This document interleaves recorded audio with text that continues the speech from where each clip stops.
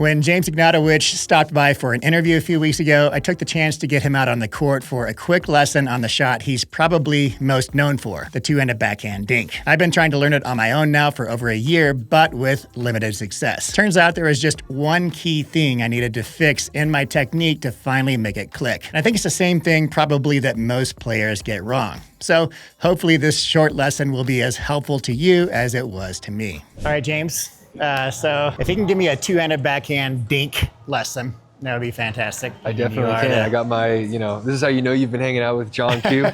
You got that on the paddle. Yeah, I got some chalk marking swing weight and everything else. Yeah. So so we actually went through this last night, but I only had one camera. So let's do it again. Yep. I get 2 lessons for the price of 1. I know. There was some issue with the SD card. I'm surprised he didn't, take his camera home and do a dissection of it, like a paddle. Yeah, I think, the main reason is with topspin on a backhand dink, you can be more aggressive than with slice. Okay. So if you can hit a two-handed backhand dink with topspin, you're gonna be able to hit it harder because the spin's gonna bring it down. If you slice, it's also gonna bounce and then stay put.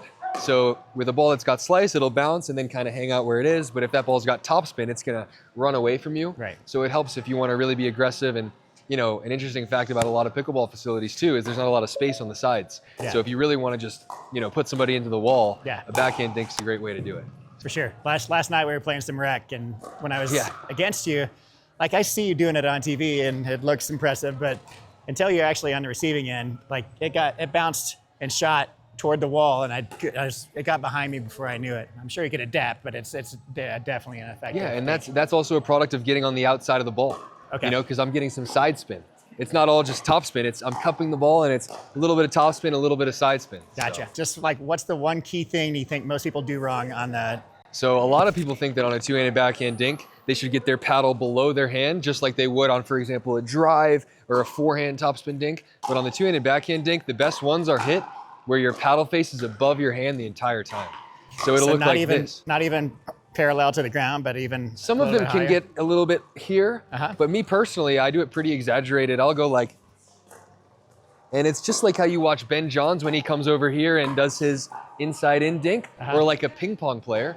So a ping pong player will do this, and it's the same type of thing. It's that just on the other side. So show me how it's done. We can.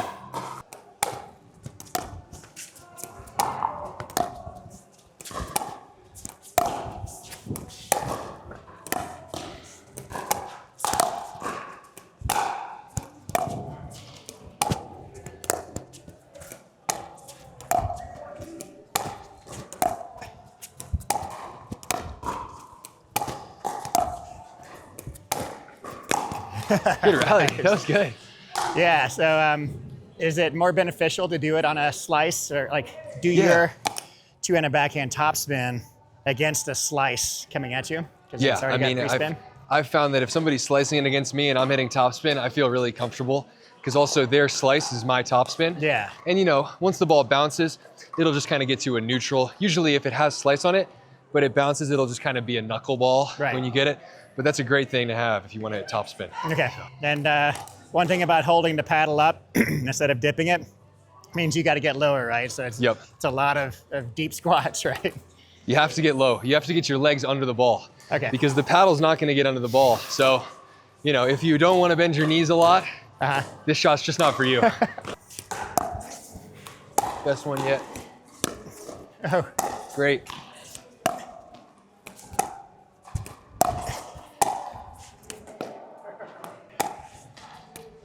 Great.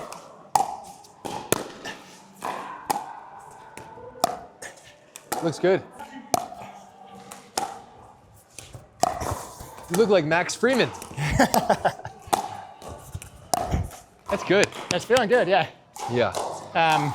So what'd you see? Am I squatting low enough? One thing that could help you too is, so sometimes you're bending kind of, your body is moving a little bit out of sync. It's good, but the only thing I would say is when I'm bending, it's like I'm in sync.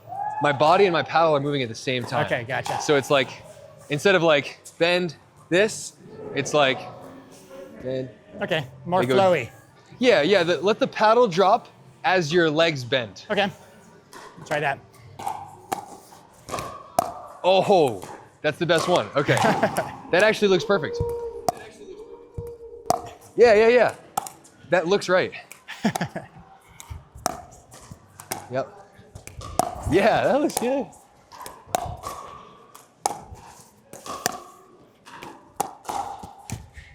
Nice. Good. Paddle face, I think, is just getting a little too low. Is it? Okay. Yep. Best one yet. Yep. That looks good. Yeah, no, I feel it better. It feels better that way. All right, what else? I mean, those are just the main things I would say. I think keep drilling it, and then also remember to mix up the spots too. Yeah. It helps with your dexterity. You had asked me this before too. You'll see sometimes I'll kind of go to the inside foot of the player in front of me instead of always going cross court. And that's important because, you know, if you're pushing this person wide, like with this aggressive backhand dink, but you then go to the middle, that's still my ball. Okay. You know, so if you push me over here and then you go to the middle with your backhand dink, I've got to do a lot more moving. Gotcha. So. All right, well, let's both do the dink to each other. Okay. And I'll try to alternate on your feet. Okay, that sounds good.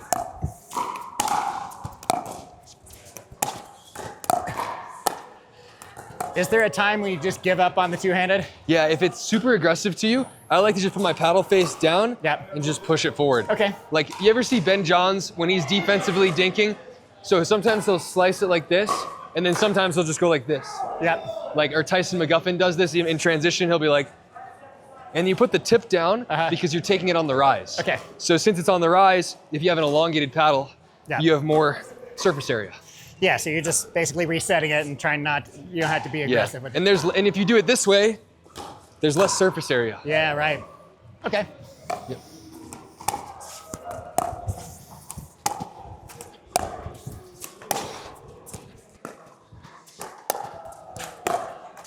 Nice.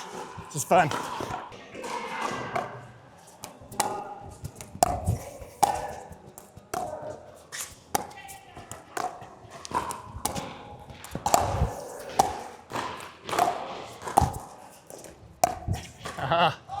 Came up a little too early.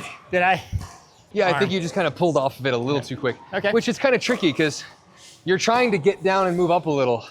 So it's not like one of those shots where you want to stay down the whole time. Right. You do want to come up a little. Okay. So it's a timing thing. All right. Yeah. Nice. It's a lot easier to do it off of a slice, isn't it? Yeah. Yep. Oh. Oh, I missed it. That's my shot on Sports Center. All right, so drilling, obviously the partner's fine. I imagine there's a place for a ball machine here too, right? For sure. Just set the ball machine and just do 1,000 reps. Yeah, I think it's actually easier that way too because doing two-handed backhand dinks aggressively back and forth is pretty tough. Yeah. It's a lot easier if one person's slicing.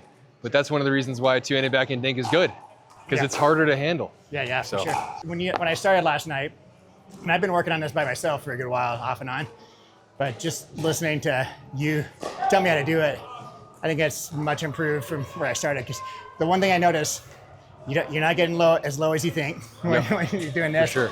And also, your paddle is too easy to drop. You feel like you're holding it like this, and you're actually holding it like this. That's why you kind of want to cup your right hand. Yeah, right. Your right hand should be at this angle. Yeah. And then most of it comes from your left hand. Okay. Love it. Yeah. Thanks, James. Maybe it's just the placebo effect. If I'm teaching it to you, you think it's making you better. I don't know, but thank you.